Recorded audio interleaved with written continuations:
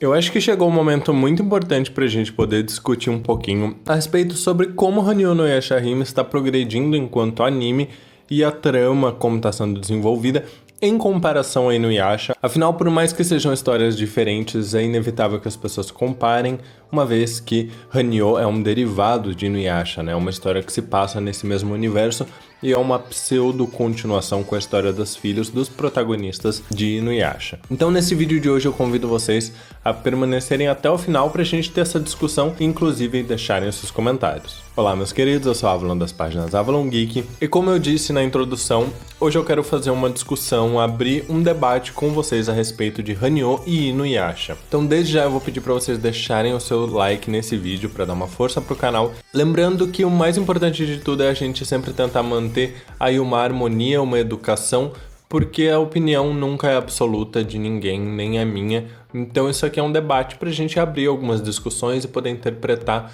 como a gente sempre faz aqui nos vídeos. Mas então vamos logo pro vídeo. Na data em que eu estou gravando esse vídeo, a gente tem exatos 3 episódios de Hanyou no Yashahime. A gente teve aqui esse pequeno hiato de uma semana por conta do ano novo. Então a gente sabe que uma segunda etapa do anime vai começar no episódio 14, inclusive com uma nova abertura, que a gente já teve vazamentos. Eu vou deixar o vídeo aqui no card para você poder estar conferindo. Mas o importante é a gente entender como Hanyou progrediu e evoluiu ao longo desses 3 episódios, principalmente em comparação com Inuyasha. E aí eu vou começar falando mais sobre Inuyasha com vocês.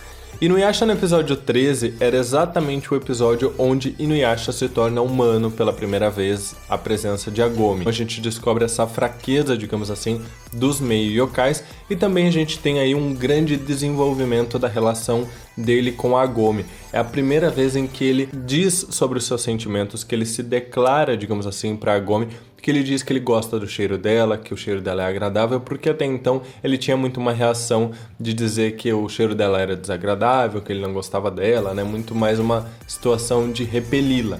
E nesse momento ele pede o conforto dela, pede para deitar no colo dela quando ele está envenenado. E aí a gente precisa avaliar tudo que aconteceu nesses primeiros 3 episódios. Então no episódio 1º de Inuyasha a gente tem uma introdução da Agome, da Joia de 4 Almas, a introdução do próprio Inuyasha, a questão da viagem para a Era Feudal. E aí a gente vai avançando ao longo dos episódios, onde a gente começa a entender um pouquinho mais sobre o que acontece com a joia, quando ela é despedaçada e a gente tem aquela premissa de que eles vão ter que reunir os fragmentos, então é isso que vai mantê-los juntos ao longo dos próximos episódios, né? O objetivo em comum dos protagonistas, Agome e Inuyasha. A gente tem ali o Inuyasha descobrindo que ele precisa sim da Agome quando ela volta para a era normal dela, para a era moderna, e onde ela descobre que ela pode fazer isso, né? Porque até então ela estava presa na era feudal. Ela percebendo que ela não consegue simplesmente deixar tudo pra lá, que ela precisa ajudar o Inuyasha. A gente tem a introdução do Sesshomaru, a descoberta da Tessaiga, a gente descobre um pouquinho sobre o passado do Inuyasha, a situação de que a mãe dele faleceu, que ela era uma humana, que o pai dele era um grande da Yokai, que também faleceu. A gente tem também a introdução do Shippo, que é um dos personagens que vai integrar ali o grupo principal. A gente tem algumas lutas que são, digamos assim, aqueles episódios um pouco soltos, onde nós temos vários yokais enfrentando o Inuyasha, mas também que servem justamente para que ele se torne cada vez mais poderoso. Então nós temos os Irmãos Trovão, nós temos a Máscara de Carne na Era Moderna, porque a gente descobre que é possível que tenham fragmentos na Era Moderna, enfim, nós temos vários acontecimentos ao longo desses 3 episódios. E a conclusão que eu chego vendo esses 3 episódios é que é muito diferente do que acontece em Hanyou. Porque, se vocês não viram, e eu vou deixar um vídeo aqui no card para vocês conferirem, a Rumiko contou como ela produzia a história de Inuyasha. E ela não tinha um plot todo amarradinho pronto quando ela começou a escrever Inuyasha. Ela mesma disse que era divertido descobrir o que ia acontecer na próxima semana. Então, a cada capítulo, a cada semana, ela se perguntava o que vai acontecer com Inuyasha e seus amigos hoje. Então, num primeiro momento, a gente entende que Shippo, Miroc, Sango, Naraki, nada disso existia. Tanto que ela diz que ela determinou uma linha ali para a história quando ela criou o Naraki. Foi ali que ela pensou que, é isso aqui que eu vou seguir com essa história. Mas antes disso, não. Então, nesses primeiros 3 episódios, a gente não tinha realmente um plot pronto, a gente não tinha um objetivo, a gente não tinha um vilão, a gente nem tinha Miroque e Sango, eles não tinham sido planejados ainda. Tanto que, nesses primeiros 3 episódios, nós não tínhamos ainda o grupo principal formado. E eu tô trazendo essas discussões pra gente ver como Inuyasha era mais lento do que Hanyo. Porque em Hanyo, a gente já tem o grupo principal formado com as 3 meninas, a gente já tem todas elas com espadas incríveis, coisa que o Inuyasha só foi conseguir até Saiga depois de um tempo ali, né? No começo não. A gente já tem estabelecido um grande número de personagens, além das protagonistas, mas nós temos também ali Kohaku, o Isui, o Takeishi, o Jubei. A gente já tem até mesmo estabelecidos alguns pseudo-vilões, digamos assim. Nós temos a ameaça das 4 grandes ameaças, o próprio Kirin Maru, nós temos a própria árvore, que a gente não sabe exatamente o que está fazendo ali, né? Mas a gente tem a presença dela, a gente sabe que ela quer algo, a gente tem ali a questão das 7 pérolas arco-íris. Então existem muito mais elementos do que existiam em Inuyasha clássico. E eu tô trazendo essa discussão justamente pra gente observar que Hanyo tem muito mais elementos, mas não tão bem desenvolvidos quanto Inuyasha. Inuyasha, embora tivesse menos elementos, desenvolvia os seus elementos à medida que eles iam aparecendo, justamente porque a gente tem que se lembrar que Inuyasha não tinha um plot todo pronto antes de ser iniciado. Ou seja, à medida que a Rumiko tinha uma ideia, por exemplo, eu vou acrescentar aqui um yokai raposa criança. Ela tinha que apresentar toda a história desse yokai raposa criança, porque ela acabou de criar ele. Então, ela provavelmente não pensava, não, eu vou guardar a história dele porque eu vou relacionar a um grande inimigo que vai ser o responsável por tudo. Isso só começou a acontecer quando ela criou o Miroque. E foi ali que ela pensou em relacionar esse inimigo, a pessoa que criou ali a maldição do buraco do vento, com os acontecimentos do próprio Inuyasha. E aí, então, em seguida, ela inseriu a Sango, onde ela já usou esse mesmo vilão para poder criar a história dela. Foi nesse momento em que ela começou a deixar as coisinhas um pouquinho amarradas. Mas eu quero levar em discussão aqui com vocês, inclusive, que num primeiro momento a Rumiko não tinha exatamente uma ideia de quem era o responsável pela traição do Inuyasha em relação a Kikyo. Tanto que o episódio 14, logo em seguida, né, de Inuyasha, ele já traz o plot da Kikyo sendo ressuscitada, sendo trazida à vida. E nesse momento a gente não tinha ainda o Naraki. E se a gente levar em consideração que a Rumiko disse que só estabeleceu a trama quando criou o Naraki, então, na verdade, quando a gente teve a ideia de que o Inuyasha traiu a Kikyo pra roubar a joia, mas na verdade ele disse que ele não traiu, enfim, a própria Rumiko não sabia exatamente quem tinha se passado pelo Inuyasha e como ela ia resolver isso. Então a gente tinha algumas dúvidas, não vou dizer pra vocês que a gente não tinha lacunas,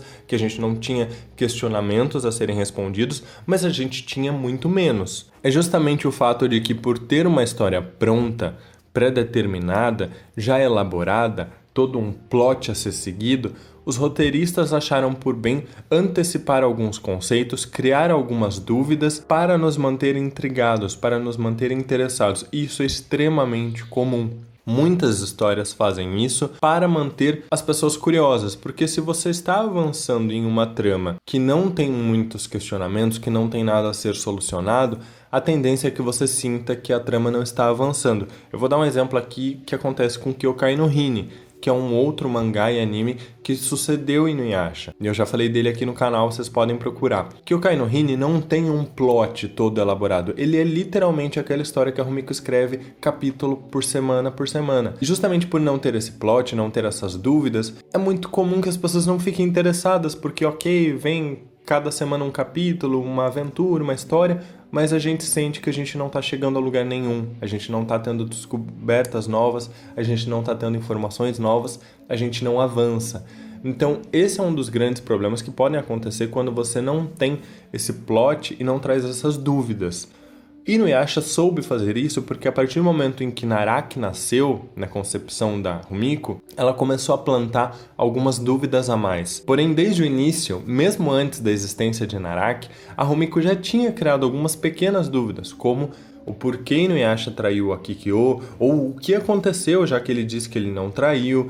Tinham alguns pequenos questionamentos que nos faziam querer entender e solucionar esse mistério. mesmo antes de existir uma trama bem definida. O que eu acho que existe em dificuldade e a gente comparar Hanyo com Inuyasha, justamente que Hanyo está tendo um desenvolvimento um pouco mais lento, e eu digo um pouco mais lento no sentido de que os episódios são muito corridos, porque eles querem apressar toda essa trama, porém não sobra muito tempo para desenvolver as personagens, e isso incomoda um pouco. Eu vejo muita gente reclamando, porque, eu quero saber o que aconteceu com os personagens clássicos, isso e aquilo. Ok, só que o problema é que a gente tá colocando as carroças na frente dos bois. Porque a impressão que eu tenho, eu até comentei isso no Twitter recentemente, é que eu queria saber, por exemplo, de onde veio as espadas da Moroha, da Setsuna, onde a Moroha conseguiu essas habilidades, como ela conheceu o Jubei, como foi a infância dela, como foi a infância, a vida da Setsuna, como foi um treinamento para ela se tornar uma exterminadora de yokais. Eu queria esse background, e não necessariamente relacionado aos personagens mais antigos, a Inuyasha, a Sesshomaru, a Agome. É claro que eu quero isso também, mas eu sinto falta desse desenvolvimento dos personagens novos, porque eles já vieram prontos. Uma das poucas vertentes de desenvolvimento que a gente efetivamente tem é a relação das meninas entre si. Então isso é uma coisa que realmente está sendo desenvolvida. Então assim, se a gente pensar que o Inuyasha, ele foi introduzido e foi tendo um desenvolvimento onde trazia histórias do passado e ele enfrentava inimigos e ficava mais forte, e ele foi sendo desenvolvido, assim como a Agome, a Sango, o Miroki, o próprio Shippo, isso não acontece muito com as meninas porque elas já vieram prontas. A gente já tinha ali todo um conceito pronto de, olha, essa é a Moroha, ela é um quarto de yokai, uma Shin-Hanyo, ela tem uma espada e ela também tem poderes espirituais, ela viveu uma infância sozinha e ela tem problemas financeiros. Pronto, a gente já tem tudo determinado, e eu sinto que falta um pouco de uma curiosidade em querer explorar um pouquinho melhor sobre a personagem original. Justamente porque o público está muito interessado em saber o que aconteceu com os personagens antigos. E isso não é crítica ao público em si, é crítica, ao meu ver, em como os roteiristas estão trabalhando Hanyo. Eu não acho Hanyo ruim, pelo contrário, eu gosto muito, mas eu entendo perfeitamente quando algumas pessoas falam que estão perdendo interesse no anime, porque a maneira como os roteiristas fizeram é justamente jogar essas dúvidas para teoricamente nos manter entretidos, porém a gente não tá tendo respostas, a gente tem cada vez mais dúvidas jogadas e a gente não sabe muito sobre as meninas, ao mesmo tempo que a gente também não tem resposta dos personagens antigos, a gente não tem respostas sobre a trama e eles continuam jogando dúvidas. Então isso gera uma sensação de incômodo tanto quanto uma trama que não tem dúvidas, porque a gente sente que a gente está progredindo nos episódios e as respostas não estão vindo. E sim, é cedo para querer respostas, porque comparando com 3 episódios de Inuyasha, a gente tinha muito poucas respostas. Mas também comparando com 3 episódios de Inuyasha, a gente tinha muito menos questionamentos. Então, ao meu ver, quando algumas pessoas falam, mas 3 episódios é pouco, mas a gente também já tem muita dúvida para 3 episódios. Então o problema está sendo a dosagem. Ao meu ver, é justamente isso, são muitas dúvidas para poucos episódios e, consequentemente, poucas respostas para tão poucos episódios. Diferente de Inuyasha, que parecia se desenvolver de uma forma um pouco mais orgânica, um pouco mais natural. Hanyo está sendo um pouco mais corrido, sim, e isso está prejudicando o desenvolvimento do anime. Justamente porque eu tenho a impressão de que os roteiristas estão tão ansiosos quanto nós em chegar nessa revelação, nesse ponto, no clímax onde a gente vai entender tudo. Outro ponto que eu acho muito importante a gente perceber é que, além de serem abordagens diferentes, né, afinal a produção ela tá usando essas dúvidas como uma matriz do anime, enquanto que Inuyasha foi caminhando com aquela premissa de só reunir os fragmentos, a gente não tem até o momento um objetivo em comum dos personagens. Então, se a gente avaliar Inuyasha, por mais que tenha levado mais episódios do que só 13, a gente chegou num momento onde se concentrou em um único ponto, que era justamente Naraki. Então, os objetivos de todos os personagens, com exceção do Shippo, que ele só acompanhava ali, mas os objetivos de todos os personagens principais, até mesmo de outros como Sesshomaru, começaram ao tempo todo encaminhar para Naraki. Então o objetivo era Naraki. Eles tinham um motivo pelo qual eles iriam caminhar juntos,